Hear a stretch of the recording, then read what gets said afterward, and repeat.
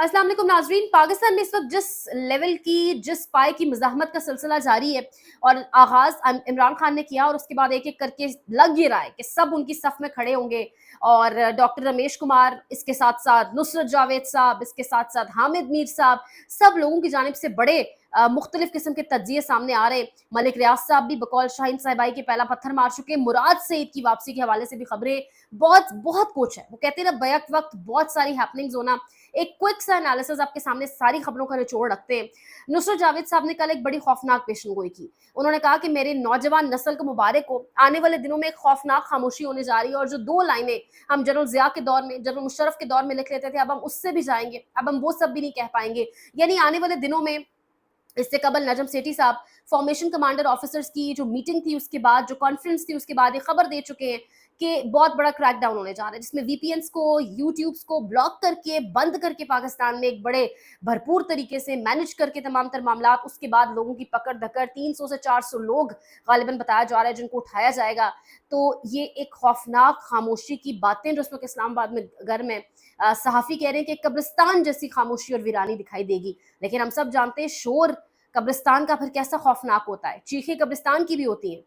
तो अगर ऐसी खामोशी पैदा करने की कोशिश की जाएगी तो उसके आफ्टर इफेक्ट्स क्या होंगे, उसके आफ्टर शॉक्स कितने खतरनाक होंगे, उसके नताइज कितने खतरनाक और संगीन होंगे, ये भी समझने वालों को समझना होगा। नुसरत जावेद की इस पेशन गोई के साथ साथ डॉक्टर रमेश कुमार, हम सब जानते हैं हर हुकूमत का ये हिस्सा होते हैं, कहाँ से ये आते हैं और कौन इनको मामलात के अंदर इन करता है, किन लोगों के साथ इनका उठना बैठना है। डॉक्टर रमेश कुमार साहब कह रहे हैं जी कि ये सिस्टम, ये जो हुकूमत है, ये ज्यादा अरसा नहीं चल सकेगी और बजट के बाद मैं इस हुकूमत को, इस सिस्टम को चलता नहीं देख रहा। अब देखना ही होगा, डॉक्टर रमेश साहब कह रहे हैं देखना ही होगा कि इलेक्शंस की तरफ जाएंगे या कोई नया सेटअप आएगा। यानी कौन सा नया सेटअप? यानी दोबारा, अभी इलेक्शंस को साल नहीं हुआ, दोबारा इस्लामाबाद में टेक्नोक्रेट सेटअप की जो एक गूंज अब सुनाई दे रही है। क्या वो जो जेल में बैठा कैदी 804 है, जिसको पहले भी आपने तस्लीम करने से इनकार किया, क्या वो जेल में बैठकर ये सब होने देगा? मतलब ये सब हो पाएगा? इमरान खान ने ओवरसीज चैप्टर्स को कॉल दे दी है एहतजाज की। पूरे मुल्क के अंदर मुराद सईद का पैगाम सामने आ चुका है कि आप मुझे अपने लीडर की जानिब से जब कॉल आएगी तो एक बड़े काफिले की साथ देखेंगे, तो तैयार रहें, सफ़े दुरुस्त कर लें। हुक्म आज़ा हुआ चाहता है तो इस किस्म की तैयारी, मज़ाहमत की तहरीक अपने पीक पर, वो कहते हैं ना जब क्लाइमेक्स होता है। खान साहब ने अक्सर अपने लोगों को कहा, शानदाना गुजार से भी जब उनकी मुलाकात हुई, उन्होंने उनको कहा कि मैं कॉल नहीं दे रहा, कॉल जो है वो किसी भी तहरीक का आखिरी एहतजाज, आखिरी एक नुक्ता, आखिरी एक पॉइंट, आखिरी एक फाइनल गेम प्लान रह जाता है। तो एहतजाजी तहरीक मज़ाहमत की पाकिस्तान की अब तक की जो हमने अपने सहाफ़ती करियर में देखी है, जो बड़े सहाफ़ी कहते हैं पाकिस्तान की पहली तहरीक है, उस तहरीक का अब क्लाइमेक्स होने जा रहा है, वो तहरीक अब अपने पीक पे जा रही है। तो ये मामलात किस तरफ जाएंगे? मुराद सईद की वापसी की खबरें, उनकी जान को कितने खतरात हैं, किस तरीके से वापसी होगी? मौलाना फजल रहमान साहब, मौलाना साहब कहते हैं कि अफगानिस्तान से दहशतगर्द आते हैं, अगर वहां से आते हैं तो सरहद अबूर करते हैं, तुम क्यों सरहद पर इनको रोक नहीं रहे हो? फजल रहमान साहब ने सिर्फ यही नहीं कहा, बहुत कुछ कहा है उन्होंने कहा है कि इस मुल्क को बनाने में तुम्हारा कोई किरदार नहीं, हाँ इसको तोड़ने में तुम्हारा किरदार हो सकता है। ये मुल्क वोट का मुल्क है, ये मुल्क बूट का मुल्क नहीं है। इसके साथ साथ मौलाना साहब ये भी फरमा रहे हैं कि हम तुम्हारी इज्जत तब तक करेंगे जब तक तुमने फौजी वर्दी पहनी होगी, और जब तुम फौजी वर्दी उतार कर सियासत में आ जाओगे तो फिर हम पे लाजिम नहीं है कि हम तुम्हारा एहतराम करें। मौलाना फजल रहमान इस्टेब्लिशमेंट का एक ऐसा बंदा जिसको इस्टेब्लिशमेंट हर हुकूमत में, हर सेटअप के अंदर, जिस मर्जी जमात की हुकूमत उसके अंदर उनको फिक्स कराती है, फिट कराती है। मौलाना साहब किसको उठा लेना ऐसे बयानात के बाद, या मौलाना साहब के ऊपर हमलावर हो जाना, फिर मौलाना साहब वो राज उगलना शुरू करेंगे कि हमें सब समझ आएगी कि 1990 की दिहाई से लेकर अब तक किस तरीके से हुकूमतें बनती और टूटती रही। तो उन पर हाथ डालना भी बड़ा मुश्किल हो जाएगा। मौलाना के इतने खतरनाक बयानात। हामिद मीर साहब, अच्छा आपको पता है हम सब जानते हैं कि किस तरीके से नाकदीन, और हामिद मीर साहब नो डाउट हमेशा वो सहाफ़ी रहे जिन्होंने जुल्म के खिलाफ आवाज़ बुलंद की है, सीनियर सहाफ़ी, senior reporter, senior journalist Pakistan के।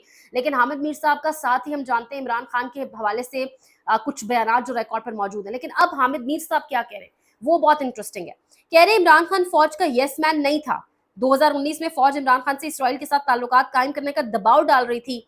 इमरान खान ने इनकार करते हुए फौज पर वाज़ेह कर दिया कि मेरा मौक़िफ़ इसराइल के बारे में वही है जो कायदे आज़म का था। ये खबरें हमें साबिर शाकिर साहब और ये सब सहाफ़ी दे चुके हैं कि बाजवा साहब इसराइल की तरफ बहुत उनकी इंक्लिनेशन थी, बहुत झुकाव था, लेकिन खान बहुत बड़ी रुकावट था। आज हामिद मीर, पाकिस्तान का सबसे बड़ा सहाफ़ी, one of the biggest channels पे प्राइम टाइम प्रोग्राम करने वाला, वो कह रहा है फौज का यस मैन नहीं था इमरान खान, यानी फौज की हर बात में हामी नहीं भरता था। ये तमाम तर चीजें, ये कहाँ जाएंगे मामला। अच्छा, बहरिया टाउन मलिक रियाज के हवाले से मैंने आपको बताया कि किस तरीके से उनको प्रेशर डाला जा रहा है और जिस तरीके से उनका बयान लेने की कोशिश की जा रही है, मुल्क में मौजूद नहीं है। अब मलिक रियाज साहब ने क्या किया है, मलिक रियाज साहब अब जो है एक डिजिटल मीडिया हाउस खोलने जा रहे थे, इस हवाले से भी उनका एक प्लान सामने आया था, लेकिन अब मलिक रियाज साहब ने पत्थर मार दिया है। बकौल शाहीन साहबाई साहब के, मलिक रियाज ने पहला पत्थर मार दिया और बेचारे सब नहीं, कुछ सहाफी और 2 नंबर तज्जियाकार मारे गए। बहरिया टाउन ने सरकारी लेटर हेड पर सहाफियों को जो करोड़ों अरबों रुपए दिए गए, इनकी तफसीलात जारी कर दी हैं। ये शॉट नजम सेठी को दी गई है, रिश्वत का है, बाकी लिस्टें भी मौजूद हैं और जब जर्नैलों का नंबर आएगा तब क्या होगा।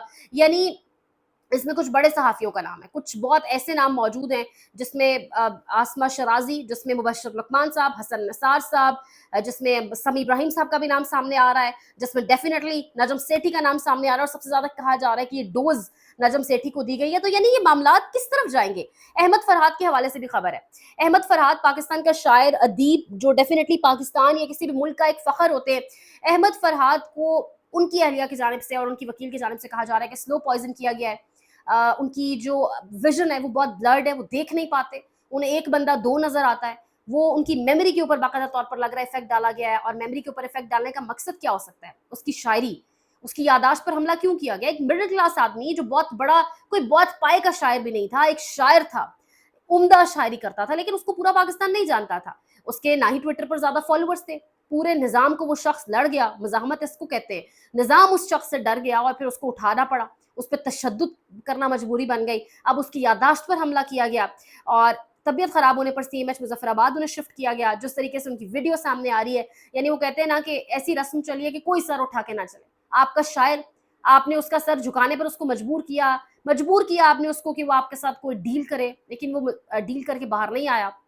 वो एक जज के खड़े होने पर, आवाम की आवाज़ उठाने पर बाहर आया है। आप उससे डील फिर भी नहीं करा सके। तो ये तमाम तर मामलात क्यों, यानी जो नहीं भी जानता था अहमद फरहाद को, वो भी जानने लग गया। सब लोग अहमद फरहाद को सलाम पेश कर रहे हैं, उसकी इस मज़ाहमत को सलाम पेश कर रहे हैं।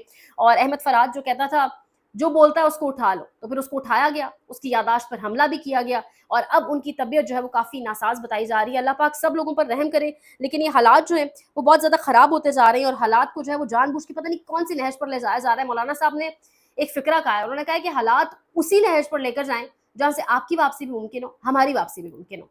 तो उम्मीद कर सकते हैं, अब उम्मीद ही कर रहे हैं, 2 ढाई साल से सैनिटी प्रिवेल करे। देखते हैं हालात किस तरफ जाते हैं। कुछ मज़ीद अपडेट्स भी हैं काज़ी साहब के हवाले से। आने वाला हफ्ता कैसे इंपॉर्टेंट होगा उसका एनालिसिस भी आपके साथ रखेंगे। कीमती राय का इज़हार करें कमेंट सेक्शन में और इसके साथ-साथ कंटेंट को शेयर करें। सपोर्ट आपकी दरकार है। पाकिस्तान में इस वक़्त सहाफ़त सबसे मुश्किल टास्क बन चुका है। ख़्याल रखिएगा। अल्लाह निगहबान।